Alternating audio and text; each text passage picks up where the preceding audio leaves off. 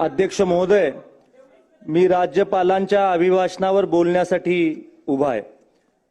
ज्या महाराष्ट्र राज्याने देशाला दिशा दिली, प्रेरणा दिली, आचार दिला, विचार दिला, अशा राज्याच्या प्रगतीचा दाखला हा राज्यपाल महोदयांच्या अभिभाषणातून मिळाला आहे। स्वर्गीय यशवंतराव चव्हाण साहेबांच्या विचाराचा वारसा माझ्या मतदारसंघाला आहे। यशवंत भूमी म्हणून या मतदारसंघाची ओळख आहे।